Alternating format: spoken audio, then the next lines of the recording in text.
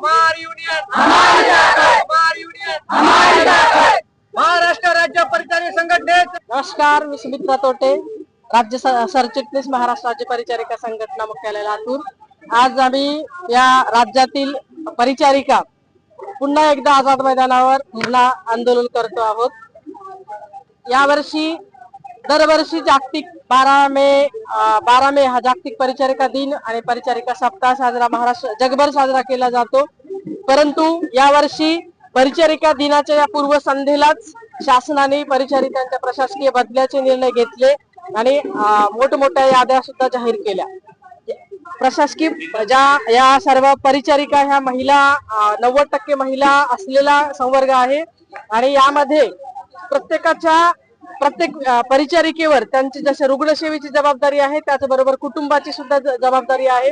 रुग्णसेवेचा कणा परिचारिका मानल्या जातात, त्याचप्रमाणे कुटुंबाच्या त्या महिला म्हणून केंद्रबिंदू आहेत आणि असं असताना त्यांच्यावर अवलंबून असलेले त्यांचे वयोवृद्ध सासू सासरे आहेत, आई वडील आहेत, त्यांच्या जबाबदाऱ्या पेलवून त्यांच्या कुटुंबाने नोकरीचं ते संतुलन राखून सेवा देतात। पण शासनाने हा जो निर्णय अन्यायकारक निर्णय घेतलेला आहे त्यामुळे त्यांचं कुटुंब पूर्णपणे विस्कळीत होत आहे।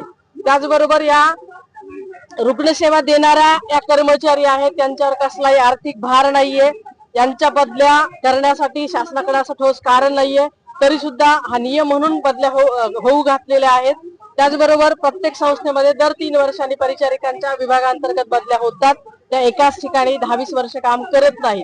त्यामुळं या परिचारिकांना प्रशासकीय बदलीतून वगळावं आणि केवळ विनंती व तक्रार आधारितच बदल्या कराव्या असं आमचं शासनाकडे या धरणे आंदोलनातून मागणं आहे। ती बदली करत असताना आपण मागचा कोविड काळ बघितला, जेव्हा की रुग्णांसमोर त्यांच्या कुटुंबीय सुद्धा यायला धजत नव्हते, त्यावेळी परिचारिका आपलं कुटुंब, आपले मुलं बाळ हे बाजूला सारून हॉस्पिटलमध्ये राहून त्या रुग्णांची सेवा देत होत्या। या बदल्यामध्ये महाराष्ट्र शासनाने परिचारिकांचा कसलाही विचार केला गेला नाही। जगभरामध्ये परिचारिकांचं महत्व त्या काळात अधोरेखित केलं गेलं। पाश्चात्य देशामध्ये त्यांच्या वेतन श्रेणीमध्ये आमूलाग्र बदल झाले, त्यांच्या वेतनात वाढ करण्यात आली, परंतु महाराष्ट्र शासनाने ना कुठलाही भत्ता मध्ये वाढ केली ना परिचारिकांचं केवळ शाब्दिक कौतुक केलं, थाळ्या वाजवल्या, घंटा वाजवल्या। पण आज प्रशासकीय बदलीच्या नावाखाली परिचारिकांचं जे वैयक्तिक जीवन आहे ते विस्कळीत करण्याचा निर्णय इथं होतोय। त्यांच्या आज जर बदल्या झाल्या तर दुसऱ्या जिल्ह्यामध्ये त्यांना जावं लागणार आहे आणि पुढचे 6 वर्ष कुठल्या जिल्ह्यात त्यांना काढायची आहेत तो विचार करण्यासाठी केवळ 2 दिवसाचा वेळ शासनाने या महिला कर्मचाऱ्यांना दिलेला आहे। ही अत्यंत अन्यायकारक बाब आहे। यासाठी राज्यभरातील परिचारिका इथं येऊन आज शासनाकडे मागणी करताय, नम्र निवेदन करताय या प्रशासकीय बदलीतून परिचारिकांना वगळण्यात यावं आणि ज्यांनी बदली मागितली आहे केवळ त्यांच्याच बदल्या करण्यात याव्यात किंवा विनंती आणि तक्रार आधारित बदल्या कराव्यात, प्रशासकीय बदल्या सरसकट करू नये। ही अनेक वर्षापासूनची मागणी आहे, याकडे वारंवार आंदोलन करून शासनाने याची दखल घेतलेली नाही। आज आम्ही आग्रही मागणी पुन्हा एकदा शासनापुढे ठेवतो आहोत की बदली धोरणातून या महिला कर्मचारी म्हणून यांना वगळण्यासाठी शासनाने निर्णय घ्यावा। या संदर्भात मागच्या आठवड्यामध्ये आम्ही दोन्ही विभागाच्या अधिकारी, वैद्यकीय शिक्षण विभागाचे आयुक्त, त्याचबरोबर मुख्य सचिव आणि सार्वजनिक आरोग्य विभागाचे माननीय मंत्री आंबेडकर साहेब यांचे साहेब, स्वतः आंबेडकर साहेब आणि त्यानंतर काल कोल्हापूरमध्ये मुश्रीफ साहेब यांची सुद्धा आमच्या पदाधिकाऱ्यांनी भेट घेतली, त्यांच्यापर्यंत हा विषय पोहोचवला, या परिचारिकांच्या भावना त्यांच्यापर्यंत पोहोचवण्याचे काम केलं। त्यांनी यावर आम्ही विचार करू, पुन्हा एकदा त्या पुनर्विचार केला जाईल असं आम्हाला शाब्दिक आश्वासन दिलेलं आहे। परंतु जोपर्यंत ठोस निर्णय होत नाही तोपर्यंत परिचारिकांची आजची जी मानसिक स्थिती आहे ती अतिशय बिकट आहे।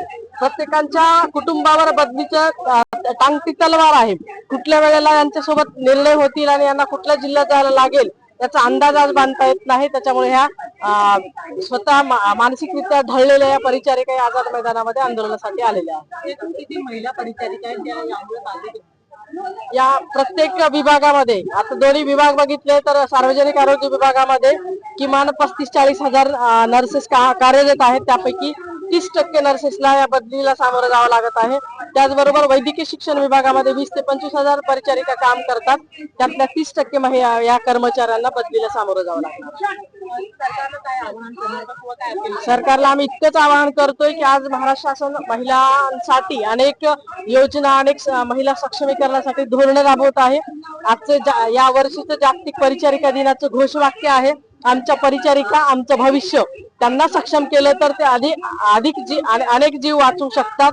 ही घोषवाक्य जागतिक परिचर्या परिषदेने दिलेलं आहे.